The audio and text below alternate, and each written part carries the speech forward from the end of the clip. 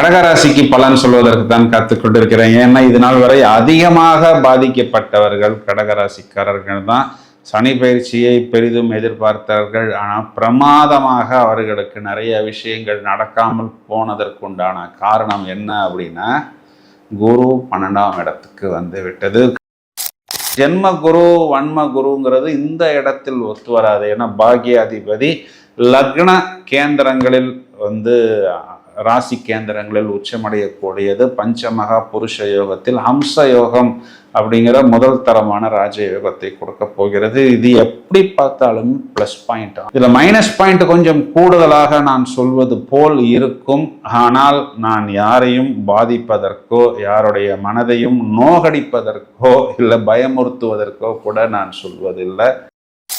அப்படின்னா என்ன அர்த்தம் அப்படின்னா, இதற்கு முன்னாடி நாம் ஏதாவது தவறுகள், கடன், வம்பு வழக்கு, கோர்ட்டு கேஸ், ஏன்னா இதுக்கு முன்னாடி நாம் இதெல்லாம் வேணும்னு செய்யலை, அவ்வளவு பிரச்சனையில் இருந்தோம். அதில் ஏதாவது ஒரு சில விஷயங்கள் இன்னும் முடியல அப்படின்னா அது ஒரு விஸ்வரூபம் எடுக்கும். இந்த விஸ்வரூபம் எடுத்து என்ன பண்ணும் அப்படின்னா, நம்மை டென்ஷன் படுத்தும், நம்மை தோல்வி அடைய வைக்கும், அவமானப்பட வைக்கும். எப்போ வரைக்கும் இதெல்லாம் நடக்கும் அப்படின்னா, ஆகஸ்ட் 2 அவிட்ட நட்சத்திரத்தில் வரும் வரை. ஏன்னா இங்க செவ்வாய்ங்கிறது 10ஆம் இடம், தொழில் அப்படிங்கிற ஒரு இடத்துக்கு அதிபதியாக வருகிறார். அப்போ தொழிலில் நம்மை களங்கப்படுத்த, நம்மை அவமானப்படுத்த சொல்லலாம். ஏதாவது ஒரு டிஸ்டர்பன்ஸ் வரும். அது வரும்பொழுது எப்படி வரும்னா, நமக்கு ஒரு பெரிய ப்ராஃபிட்டை கொடுப்பது போல், ஒரு பேரானந்தத்தை கொடுப்பது போல் நம்மை நன்றாக தூக்கிவிடும். ஒரு 10வது மாடிக்கு லிஃப்ட் இல்லாமல் ஒரு நிமிடத்தில் நம் மேலே போய் அமர்ந்தால் எப்படி இருக்குமோ, அதை போல் நம்மை பேசியே 10வது மாடிக்கு கூட்டி சென்று விடுவார்கள். அப்புறமேட்டு நாம் அங்கிருந்து விழப்போகிறோம் அப்படிங்கிறது விழுகக்கூடிய அந்த நேரத்தில் தான் தெரியும். விழுந்ததற்கு பிறகு இந்த பதிவை சொன்னால், சார் நீங்கள் இதை முன்னாடியே சொல்லியிருக்கலாமே நீங்கள் சொல்வீர்கள். அதனால் தான் முன்னெச்சரிக்கையாக இந்த பதிவை சொல்கிறோம். என்னையெல்லாம் யார் கேட்கறது? ஏதோ உங்களுடைய நல்ல நேரம், இத்தனை நாளைக்கு நான் ஒரு குட் பாயா, நல்லவனா, ஆதிவாசி, அடக்கிவாசி அப்படின்னு இருந்தேன். ஆனால் எத்தனை நாளைக்கு தான் நானும் இப்படியே இருப்பேன்? இனிமே என்னுடைய கரகாட்டம், மயிலாட்டம், ஒயிலாட்டம், சிலம்பாட்டம், முடிஞ்ச டிஸ்கோ, பிரேக்கு எல்லாத்தையும் மொத்தமாக ஆடுறதுக்கு யாரும் இனி என்னை கட்டுப்படுத்த முடியாத ஒரு நிலைக்கு நான் வந்து விட்டேன் அப்படின்னு நான் சொல்லலை பிரதர். ராகு அப்படிங்கிற ஒரு கிரகம் சொல்லுகிறார். எல்லாருமே இது நேரத்தில் குரு பயிற்சி, குரு இந்த ராசியை பார்க்குது, அந்த ராசியை பார்க்குது, பிளஸ் என்னங்கிறத பற்றி தான் பிரமாதமாக பேசி கொண்டிருக்கிறோம். ஆனால் இப்பொழுது வரப்போகிற இந்த குரு பயிற்சியில் இது நாள் வரை குருவின் பார்வையை பெற்று வந்து கொண்டிருந்த அந்த ராகுங்கிற கிரகத்துக்கு இனி குருவின் பார்வை மறுக்கப்படுகிறது. சும்மாவே நான் ஆடுவேன், இனி என் இஷ்டத்துக்கு என்னை ஆட விட்டா அவ்வளவுதான் அப்படிங்கிற மாதிரி முழுவதுமாக சூறையாடுவதற்கு சுபக்கிரகமான குருவின் பார்வையை இழந்து முழுவதுமாக விஸ்வரூபமாக தனது விஷயத்தை எடுத்து சூறையாடுவதற்கு ராகு தயாராகிவிட்டார். 3, 6, 10, 11 உபஜயஸ்தானங்களில் எந்தெந்த ராசிக்கு வருகிறதோ அவற்றிற்கு மேலும் மேலும் அபிவிருத்தியும், எந்தெந்த ராசிக்கு நெகட்டிவாக வரப்போகிறதோ மேலும் மேலும் நெகட்டிவ் பலன்களை கொடுப்பதற்கு தயாராகிவிட்டார். அடிபட்டதுக்கு அப்புறம் ஐயோ இப்படி அடிபட்டுருச்சே, அப்படி அடிபட்டுருச்சே, இதுக்கு இந்த மருந்து போடலாமேன்னு சொல்வதை விட, அடிபடுவதற்கு முன்பாகவே ஒரு எச்சரிக்கை பதிவாக இந்த பதிவை நாங்கள் வெளியிடுகிறோம். அதாவது எந்தெந்த ராசி எவ்வாறு தங்களை தக்க வைத்து கொள்ள வேண்டும் அப்படிங்கிறத முதலில் பார்ப்போம். கிரக நிலைகளை முடிவில் பார்ப்போம்.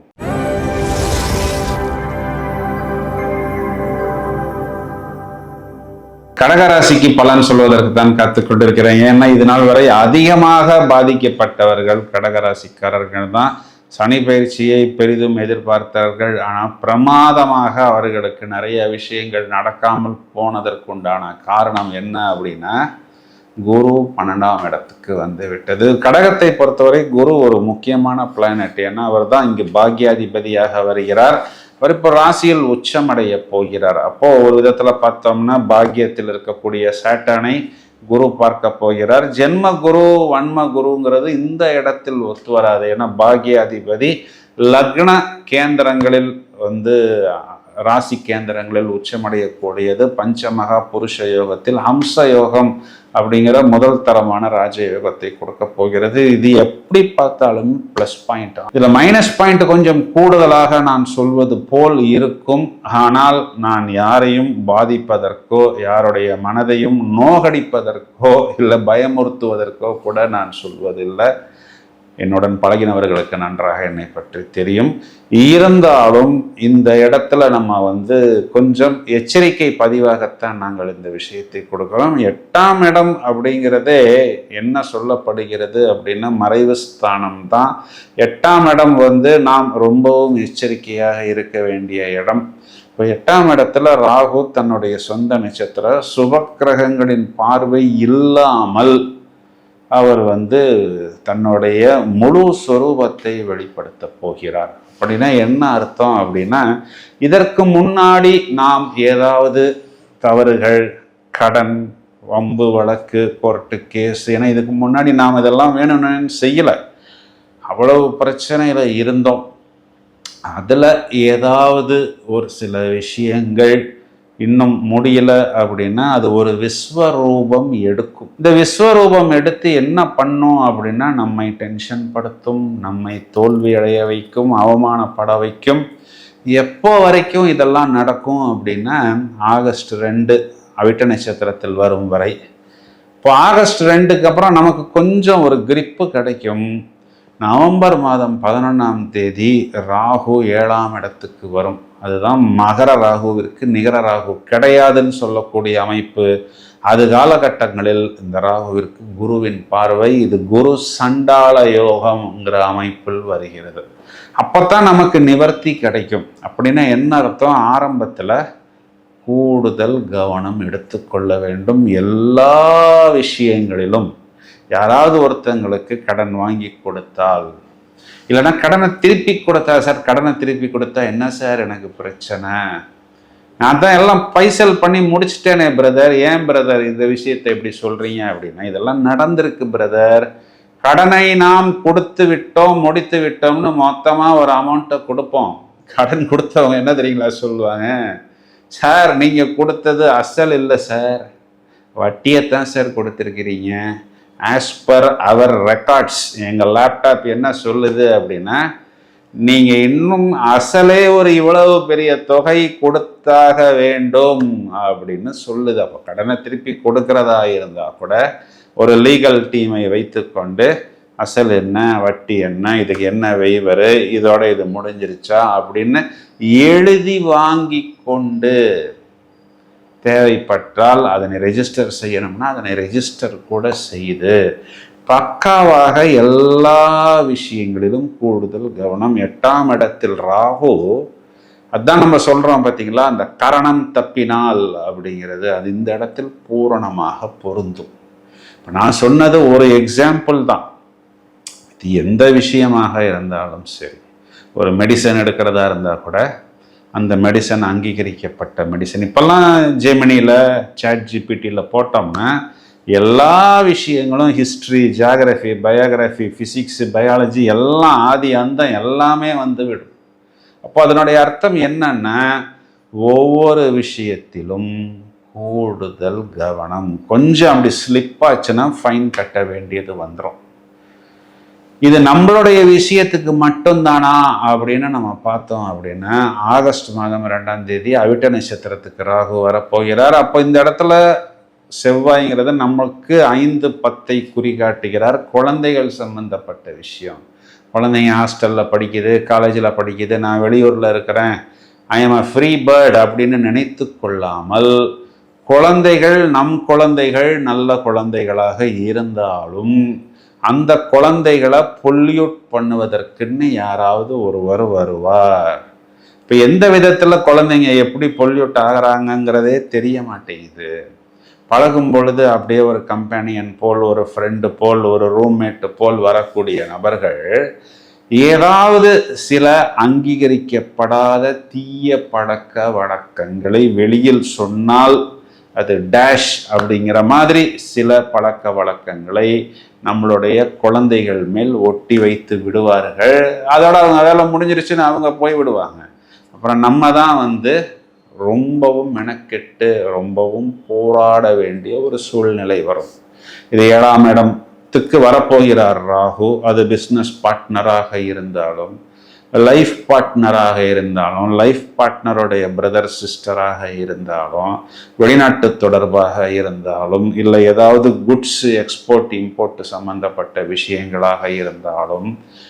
ஏன்னா இங்க செவ்வாய்ங்கிறது 10ஆம் இடம், தொழில் அப்படிங்கிற ஒரு இடத்துக்கு அதிபதியாக வருகிறார்.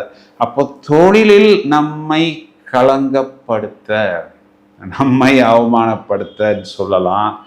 ஏதாவது ஒரு டிஸ்டர்பன்ஸ் வரும். அது வரும் பொழுது எப்படி வரும்னா, நமக்கு ஒரு பெரிய ப்ராஃபிட்டை கொடுப்பது போல், ஒரு பேரானந்தத்தை கொடுப்பது போல் நம்மை நன்றாக தூக்கிவிடும்.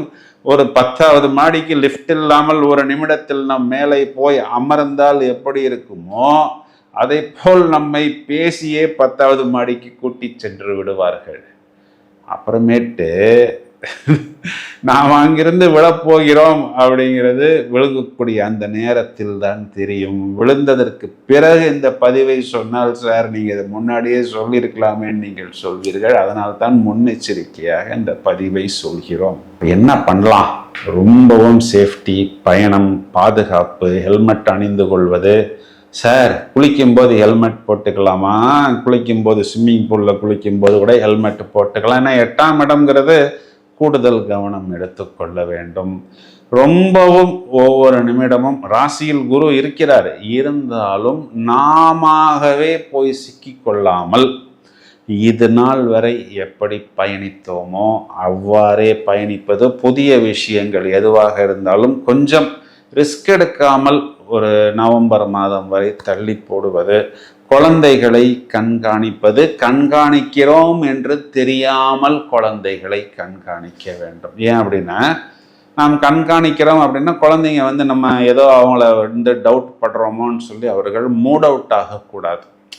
அப்படியே பேசி பேசி பேசி பேசி உன் நல்லதுக்காகத்தான், உன் ஃப்யூச்சருக்காகத்தான், உன் எதிர்காலத்துக்காகத்தான். அந்த நேரத்தில் நமக்கு கொஞ்சம் தொழில் போனாலும், லாபம் போனாலும், வருமானம் போனாலும் அதனை பற்றி கவலைப்படாமல் கூடுதலான கவனம் எடுத்துக்கொண்டு ஒவ்வொரு சின்ன சின்ன விஷயங்களும், ஒரு பில்டிங்கை சுற்றி எப்படி ஒரு 10 சிசிடிவி கேமரா சரௌண்டிங் மெத்தடில் அடித்து கொண்டிருக்கிறதோ, நீங்களே கொஞ்சம் விழிப்புடன் இருந்தால் போதுமானது.